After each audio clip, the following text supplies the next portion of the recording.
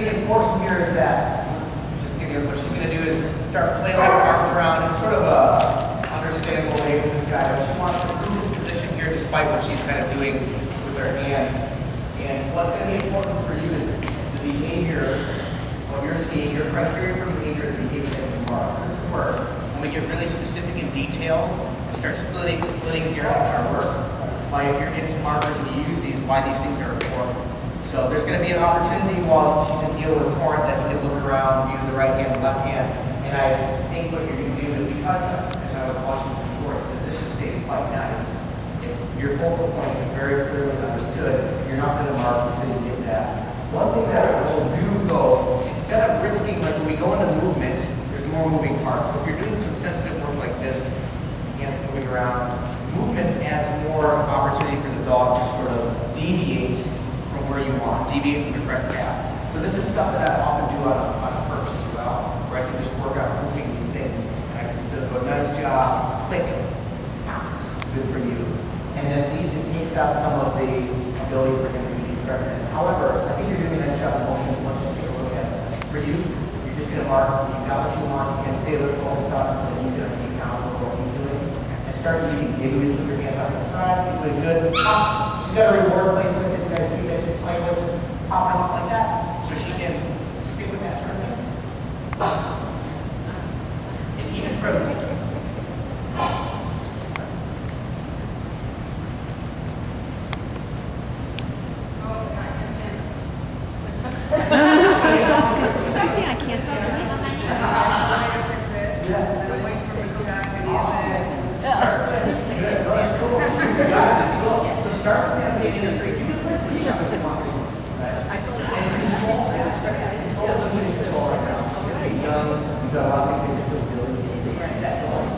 and then if you can just slightly take it out and he maintains, that's when you pop up on the reward. Start with the support that you need. See if while he is, he's going to chase you down. When we teach him leg bites, Ian is slowly putting the stuff in her head. When we start teaching her leg bites and fleas, she's not going to be able to run away from them.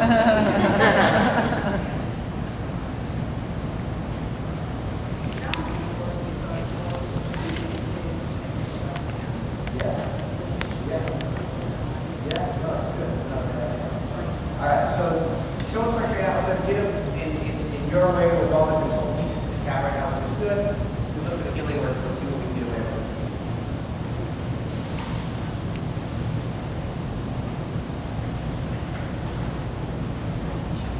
Cool.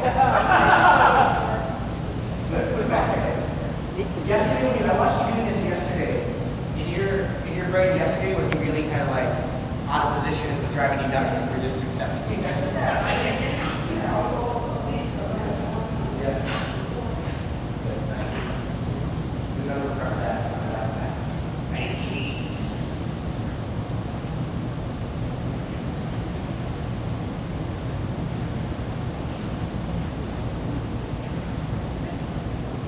Again, do another one of those.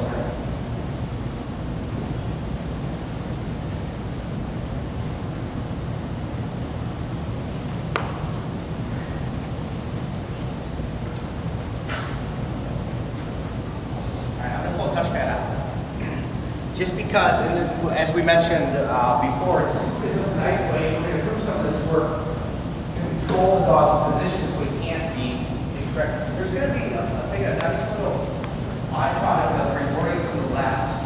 And this is really sort of, I feel specific, but let's say that he gets on here, this position. Yeah, we did that. Ready?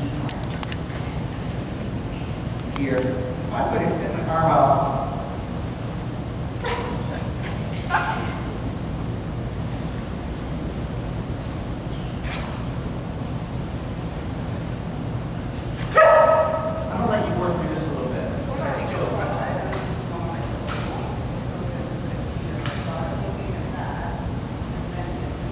It's fine.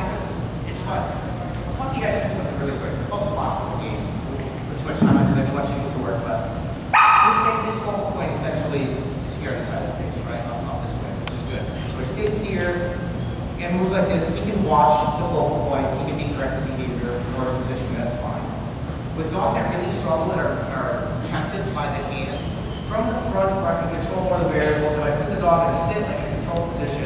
draw my hands away. The dog knows there's food in there, but I'm expecting them to look at the face and focus on it. When they do bark, I can explode them out, I can break them out, I can do whatever I want to at that point. I've terminated the behavior, it's done, it's over with.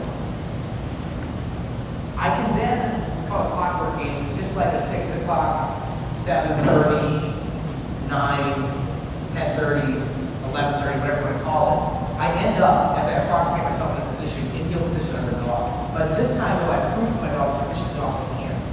This is borrowed from agility work. So the dog in front of me is like, hey, check it out, don't fall for any of this. And I can do crazy stuff with my hands. The dog goes, man, I'm on you, man. Yes, break out, reward. This is why it's important that the bark happens first, but the movement happens after. And then the dog's doing a great job. They've got to sit today. I say, good, stay, wait, whatever. I step into a position that's not closer to heel. It's not there yet. But I just want to make sure that I'm accountable for their learning at every step of the way. They go, check it out. Yes, I can reward them.